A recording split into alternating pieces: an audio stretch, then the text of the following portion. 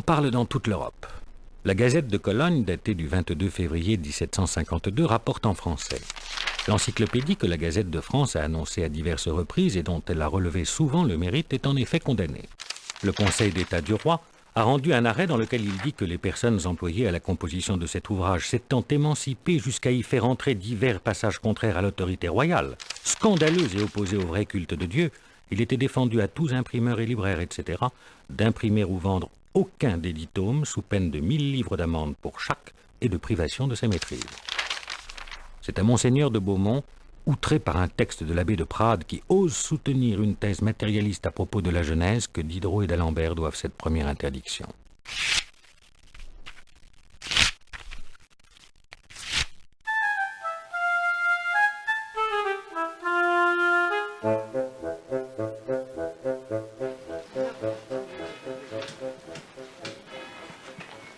Deux ans plus tôt, en 1750, le prospectus rédigé par Diderot a valu aux libraires Le Breton, Briasson, David Lenné et Durand quelques 2000 souscriptions pour cet ouvrage dont le titre complet est « Encyclopédie » ou « Dictionnaire raisonné des sciences, des arts et des métiers » par une société de gens de lettres mise en ordre et publiée par M. Diderot, de l'Académie royale des sciences et des belles-lettres de Prusse, et quant à la partie mathématique, par M. d'Alembert, de l'Académie royale des sciences de Paris, de celle de Prusse et de la Société royale de Londres.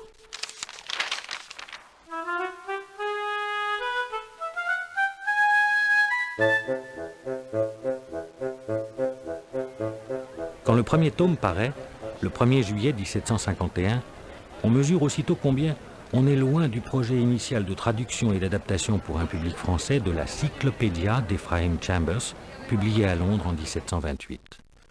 D'Alembert et Diderot font appel à des juristes, des artisans, des officiers, des médecins, des artistes, des pasteurs, des prêtres, des commis de l'État encore, pour dire tout ce qu'il est possible de dire sur les connaissances rassemblées par l'homme depuis la Renaissance. Et qui plus est, quelques philosophes se mêlent de vouloir changer les manières traditionnelles de penser dans le domaine de la politique comme de la religion. C'est au philologue et académicien Dumarsais qu'il revient d'écrire l'article « Philosophe ». La raison est à l'égard du philosophe ce que la grâce est à l'égard du chrétien. La grâce détermine le chrétien à agir, la raison détermine le philosophe.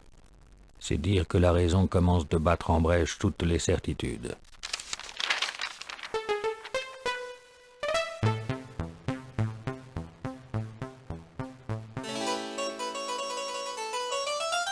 Grâce à Madame de Pompadour, l'encyclopédie peut continuer de paraître et l'on ne cesse plus d'en parler dans les salons. Chez Madame Geoffrin, chez Madame d'Épinay, chez Madame de Tencin. On dîne encore chez le baron d'Holbach. Ici et là discutent ensemble Diderot, Rousseau, Helvétius, Marmontel, Marivaux, jusqu'à la duchesse du Maine qui a créé ce que l'on appelle la cour de Sceaux. On y rencontre Voltaire. Malgré ses réticences, la marquise du Défend reçoit les encyclopédistes et Montesquieu. Il semblerait que le siècle tout entier ait repris à son compte l'une des remarques de ses lettres persanes parues en 1721, alors qu'il a 33 ans. Presque toutes les monarchies ont été fondées sur l'ignorance des arts et n'ont été détruites que parce qu'on les a trop cultivées. Que l'encyclopédie veuille cultiver tous les arts suffit à en faire une menace. La publication de tous les volumes de cet ouvrage qui fascine, qui remet en cause, qui gêne et qui scandalise va se faire pendant certaines périodes clandestinement. Les volumes 8 à 17 paraissent mentionnant l'adresse de Samuel Faulch à Neuchâtel. En fait, ils sont bel et bien imprimés à Paris chez Le Breton. Il faudra 10 ans encore, de 1762 à 1772, pour que paraissent 11 volumes de planches.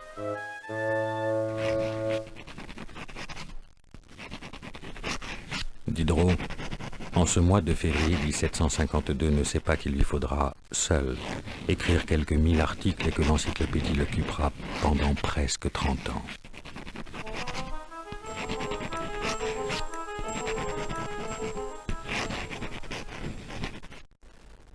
J'ai travaillé près de 30 ans à cet ouvrage. De toutes les persécutions qu'on peut imaginer, il n'en est aucune que je n'ai essuyée.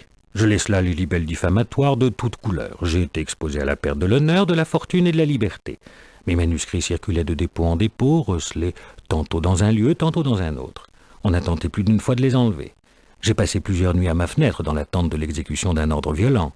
J'ai été sur le point de m'expatrier et c'était le conseil de mes amis qui ne voyaient plus de sûreté à Paris pour moi. L'ouvrage a été proscrit et ma personne menacée par différents édits du roi et par plusieurs arrêts du Parlement. Nous avons eu pour ennemis déclarés la cour, les grands, les militaires qui n'ont jamais d'autre avis que celui de la cour, les prêtres, la police, les magistrats, ceux d'entre les gens de lettres qui ne coopéraient pas à l'entreprise, les gens du monde, ceux d'entre les citoyens qui s'étaient laissés entraîner par la multitude. Cependant, au milieu de ce déchaînement général, tout le monde souscrivait.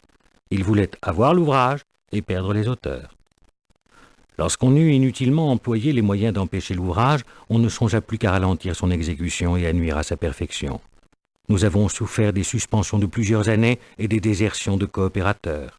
Et pour comble de disgrâce, un infâme imprimeur qui dépeçait mon ouvrage, à mon insu, pendant la nuit, a mutilé 10 volumes et brûlé les manuscrits qu'il ne jugeait pas à propos d'employer. On fit du nom d'encyclopédiste une étiquette odieuse qu'on attacha à tous ceux qu'on voulait montrer au roi comme des sujets dangereux, désigner au clergé comme ses ennemis, déférer aux magistrats comme des gens à brûler et traduire à la nation comme de mauvais citoyens. Un encyclopédiste est encore aujourd'hui un homme de sac et de corde, sans qu'on sache quand cela finira.